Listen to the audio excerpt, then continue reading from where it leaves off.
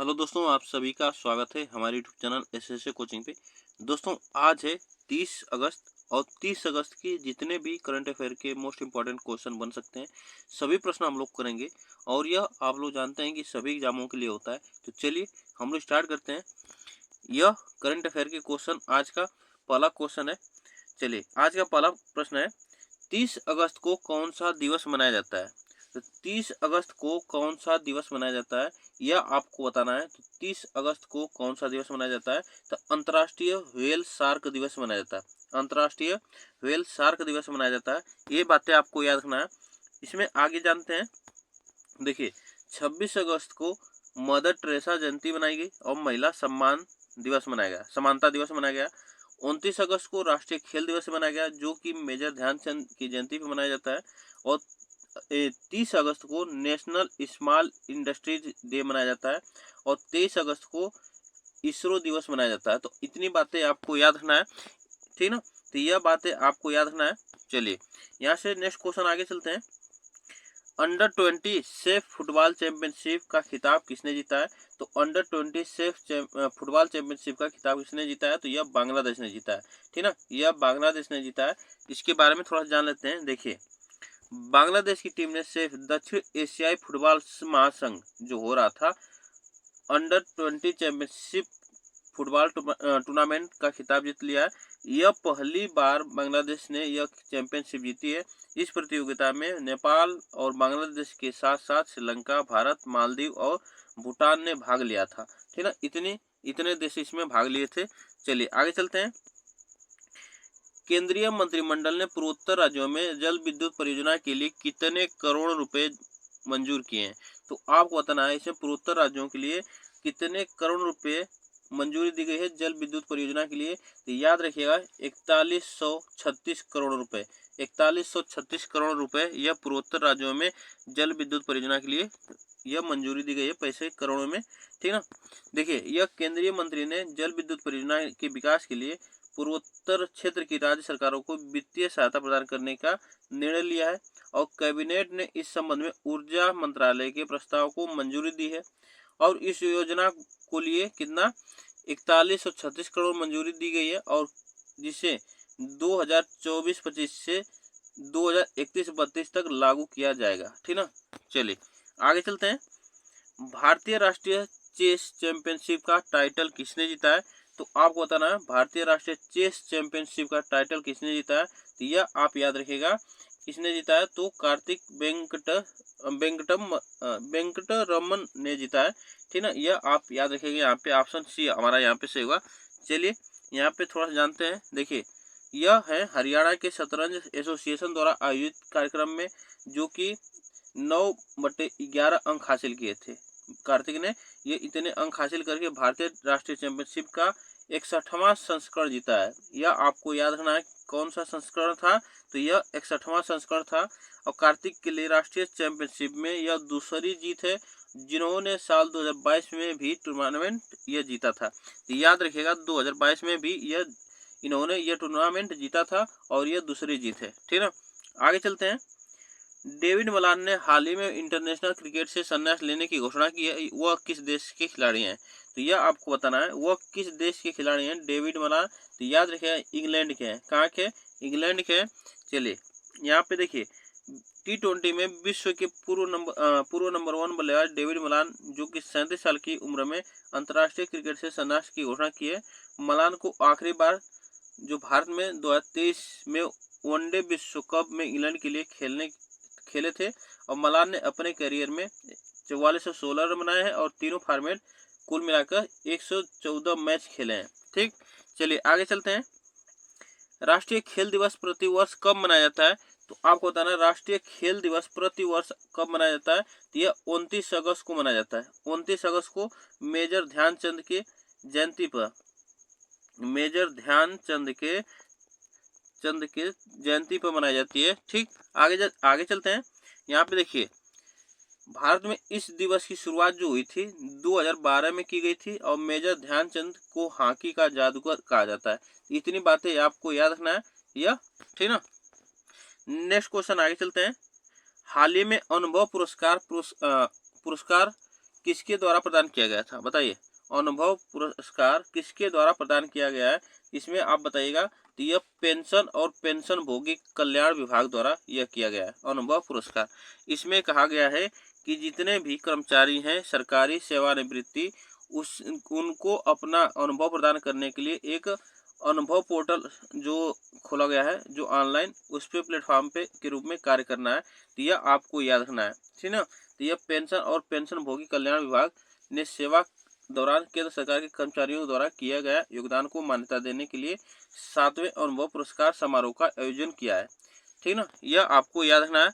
और मार्च 2015 में स्थापित अनुभव पोर्टल सेवानिवृत्ति और सेवानिवृत्त सरकारी कर्मचारियों के लिए अनुभव साझा करने के लिए एक ऑनलाइन प्लेटफॉर्म के रूप में कार्य करता है, ठीक। इतनी बातें आपको याद रखना है।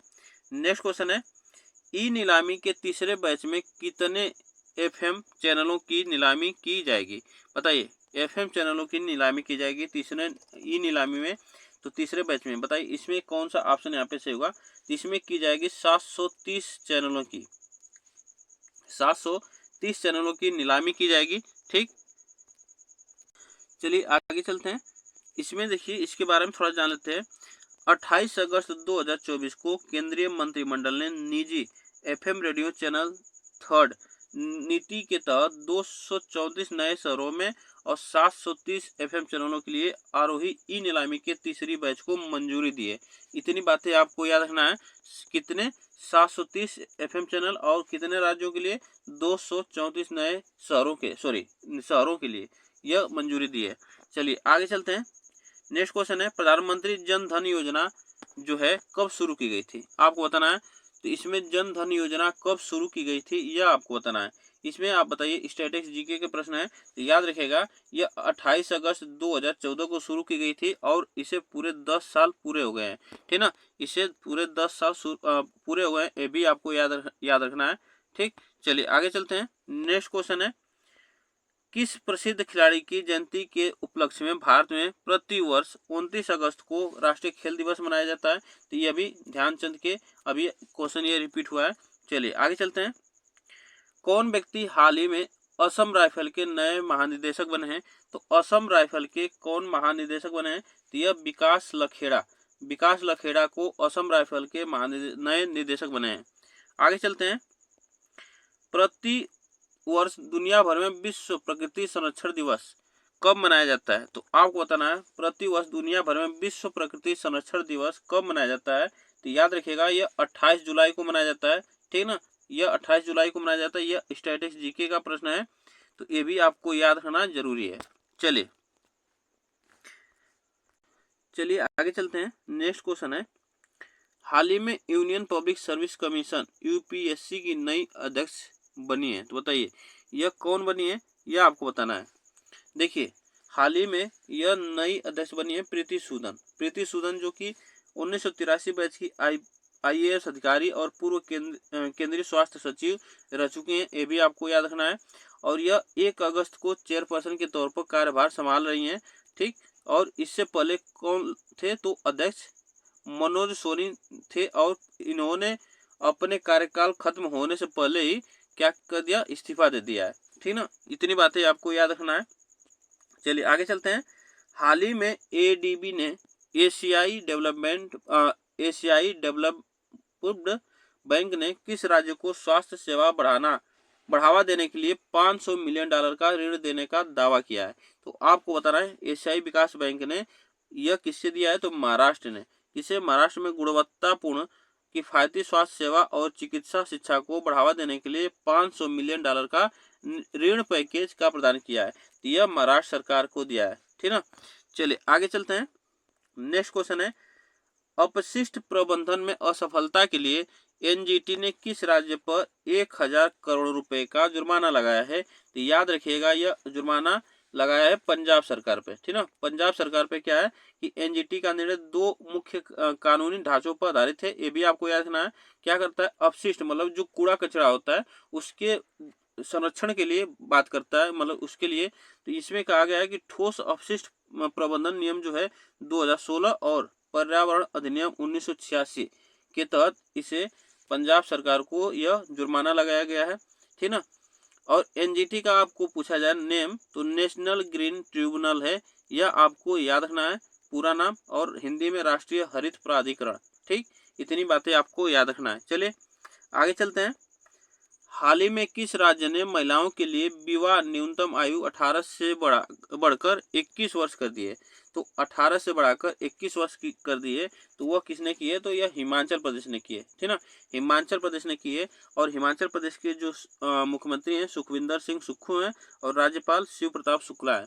देखिए, और हिमाचल प्रदेश में कौन सी योजना भी आई है हाल ही में? तो देखिए, मुख्यमंत्री सुख शिक्षा योजना को मंजूरी दी गई है हिमाचल प्रदेश सरकार द्वारा। और हिमाचल प्रदेश में हटी समुदाय को अनुसूचित जनजाति का दर्जा दिया गया है। ठीक, इतनी बातें आपको याद रखना है। और महिलाओं के लिए स्वास्थ्य कार्ड योजना की शुरुआत की गई है कहाँ पे? हिमाचल प्रदेश में। चलिए नेक्स्ट आगे चलते हैं। हाल ही में चर्चा में रहा विरूपाक्ष मंदिर किस राज्य में स्थित है? तो विरूपाक्ष मंदिर की बात की गई है, तो यह कहाँ पे है? यह कर्नाटक में। कहाँ पे? कर्नाटक में। और देखिए, कर्नाटक के हम्पी में विरूपाक्ष मंदिर 2024 में भारी वर्षा के दौरान मंदिर के मंडप ढहने के बाद चर्चा में आया है। ये इतनी बातें आपको याद रखना है। और यह मंदिर जो है भगवान शिव को समर्पित है, जबकि यह स्थल 1986 के यूनेस्को विश्व धरोहर स्थल में भी शामिल है, ठीक ना। ये इतनी बातें आपको याद रखना है। यह कर्नाटक के विजयनगर जिले के हम्पी में स्थित है। कहाँ पे स्थित है? यह विजयनगर जिले के हम्पी में स्थित है, कर्नाटक के। इतनी आप बातें आपको याद रखना है। चलिए आगे चलते हैं। हाल ही में भारत के दूसरे 700 मेगावाट के स्वदेशी न्यूक्लियर रिएक्टर का ऑपरेशन कहाँ शुरू हुआ है? तो आपको बताना है 700 मेगावाट के स्वदेशी न्यूक्लियर रिएक्टर का ऑपरेशन कहाँ शुरू हुआ है? तो यह गुजरात राज्य में शुरू किया गया। यह गुजरात राज्य के काकरापार में परमाणु ऊर्जा स्टेशन में भारत का दूसरा स्वदेशी निर्मित 700 मेगावाट का परमाणु ऊर्जा रिएक्टर अपनी क्षमता पर काम करना शुरू किया है। तो इतनी बातें आपको याद रखना है। ठीक, चलिए आगे चलते हैं। भारत में किस देश को 73,000 सिंग असॉल्ट राइफल का दूसरा ऑर्डर दिया गया है? तो किस देश को दिया गया है? तो इसमें असॉल्ट राइफल का यह सिंग सौर जो है असॉल्ट राइफल का दूसरा ऑर्डर दिया गया है, तो वह अमेरिका को दिया गया है, ठीक ना। यह अमेरिका को दिया गया है। और इसकी डील जो है यह भारत में 837 करोड़ रुपए में साइन किया गया है। इसकी डील 837 रुपए में साइन किया गया है। और राइफल की दूसरी खरीद को दिसंबर 2023 में रक्षा मंत्री राजनाथ सिंह की अगुवाई में डिफेंस एक्विजिशन काउंसिल ने मंजूरी दी थी। और अमेरिका के राष्ट्रपति जो है वह कौन है? तो जो बाइडन है। इतनी बातें ये भी आपको याद रखना है। तो यह कितने, इसमें हम लोग पूरे 19 प्रश्न देखे। आप लोग को यह प्रश्न कैसे लगे कमेंट बॉक्स में जरूर बताइएगा। वीडियो को एक बार लाइक शेयर जरूर कर दीजिएगा। ठीक।